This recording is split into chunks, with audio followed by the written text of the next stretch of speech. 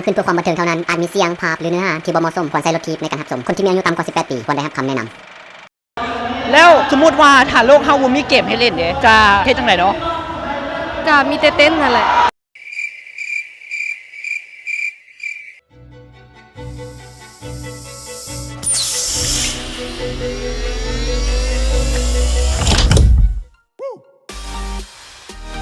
สบายดียินดีต้อนรับเข้าสู่รายการ Answer Me กล้าท้าตอบนั่นเองเนาะซึ่งมื้อนี้ทำหน้าที่ดำเนินรายการโดยอาทิตย์มาสเตอร์นั่นเองเนาะและมื้อนี้เฮาก็ยังเกาะติดอยู่ในงานการแข่งขันเกม Lao Esports 2019 นั่นเองซึ่งจัดขึ้นที่เวียงจันทร์เซ็นเตอร์แล้วก็มื้อนี้ก็เป็นมื้อสุดท้ายของการแข่งขันแล้วก็ EP นี้ก็จะเป็น EP สุดท้ายแล้วของการเกาะติดเกมการแข่งขัน Lao Esports 2019 EP หน้าเฮาจะไปถามอยู่ไสอย่าลืมกดไลค์กดแชร์กด Subscribe แล้วก็กดกระดิ่งแจ้งเตือนเพื่อบ่พลาดคลิปต่อๆไปของพวกเราเนาะ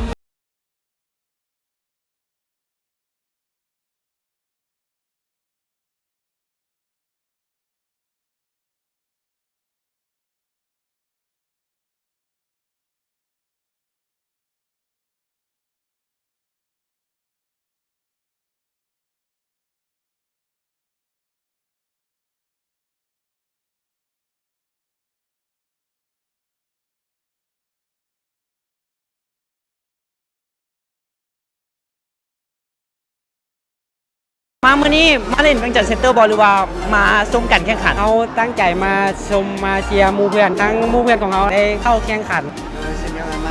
ว่าสิมาเบิ่งการแข่งขันหน่อยหนึ่งมื้อนี้มาเป็นสตาฟให้งานมาเสียเกม AOV ด้วยกันมาแบบมาโซเต้นเป็นทีมเต้นรับเชิญคือการมาโซเต้นให้กันเลยเป็นหมู่คนเต้นทั้งมาเล่นทั้งมาเบิ่งเข้ามาโซเชียร์ทีมไหนเป็นพิเศษแบบสุดๆเลยบ่ Extreme Legend บ่มีซิโร่ B4 ที่มาว่าเนาะคือกันเข้าคำถามกันเลยเนาะเจอผู้สาวในเกมนะแบบสเปคเลยจะเฮ็ดจังได๋เนาะถ้าบิดก็ให้คนลาวบายดีเปิดไมค์ล้มกันได้บ่ล้มกันไปก่อนเข้ากันได้บ่พอเบอร์แดงเป็นกูแดงเพราะแบบที่ได้ไปล้มกันอยู่นอกก็พอไว้เพื่อแบบมื้อหน้าเฮาสิมาลินน้ำกันจังซี่พอเบอร์เลยติดต่อกันง่ายส่วนเกมเนี่ยให้ดีเกมโอ้โหแบกขึ้นแรงพอถ้ามาจีบด้วยการเปย์เกมเนาะอันนี้ก็น่าสนใจเด้เพราะว่าเป็นคนมักเล่นเกมเด้เป็นคนมักเปย์เกมนี่ก็สนใจอยู่แล้วขอเฟซถามว่าอยู่ในเกมสิเป็นซัพพอร์ตกาตอบไปตามมารยาทแล้วก็ถ้านึกใจก็ล้มกันไปคือกันไปสนิทกับหมู่เขาเจ้าก่อนแล้วก็ร้องถามไปถามมาแล้วก็ถ้าฮู้จักหมู่เขาเจ้าดีแล้วเขาเจ้าสิคอยแนะนำให้กันประมาณนั้นพอเฟซแล้วทักไปจีบเลยคำถามต่อไปเนาะถ้าสมมุติว่าเจ้าสามารถสร้างเกมเป็นของตัวเองเจ้าจะสร้างเกมแนวใดขอเหตุผลแน่เนาะอยากสร้างแบบเกมแบบไฟแบบตีกันเกมแอคชั่นเกมแบบสไตล์เป็นแบบโมบ้าเป็นทีมเล่นกันช่วยเหลือแล้วก็ใช้ความคิดหน่อยนึงในการเลือกฮีโร่เขาอยากเฮ็ดเกมโมบ้าขึ้นมาเพื่อให้แบบ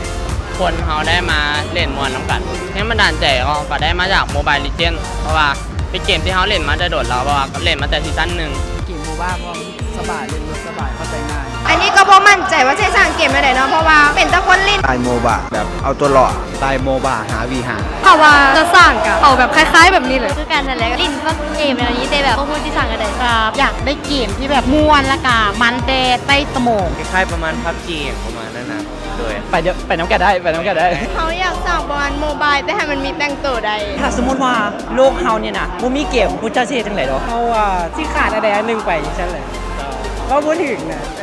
ที่แรกก็เป็นคนที่บ่มักเล่นเกมแต่พอมาลองเล่นมันก็เฮ็ดให้เฮาสื่อสารกับคนหลายๆแบบอย่างมากคืออยู่ใกล้อยู่ไกลมันก็สามัคคีกันกว่าเก่าใช้ชีวิตปกติแหละเล่นแบบของเล่นพื้นบ้านอย่างแปะเตะบอกเตะบาทเลยมีชีวิตอยู่ทางนอกหลายขึ้นการใช้ชีวิตปกติประจำวันก็คือไปเฮียนไปอย่างไปลิ้นปกติก็จำเป็นว่าจะต้องเล่นเกมในโทรศัพท์อย่างเดียวเขาก็สามารถม่วนได้ตอบมาได้คือกันบ่ได้สิตอบก็มีแต่เต้นนั่นแหละมีแต่เต้นกันน่าจะบ่มีหยังเฮ็ดนั่งลมน้ำมู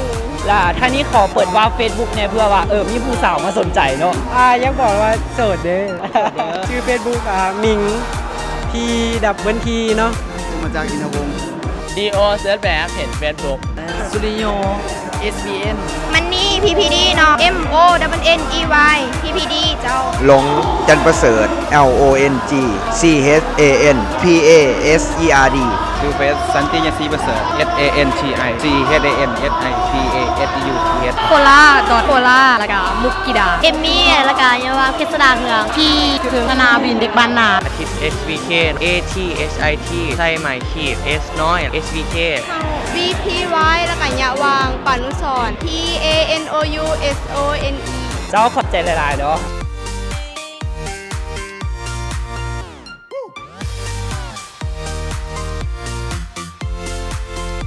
เจ้าที่พันไปนั้นก็แม่นการถามคำถามผู้เพื่อนน้องๆที่เข้ามาร่วมกิจกรรมในงาน Lao Esport 2019 นี้เนาะแล้วเพื่อนๆเด๋ถ้ามีโอกาสสั่งเกมอยากสั่งเกมแนวใดเนาะอย่าลืมคอมเมนต์ไว้ใต้คลิปได้เลยเนาะ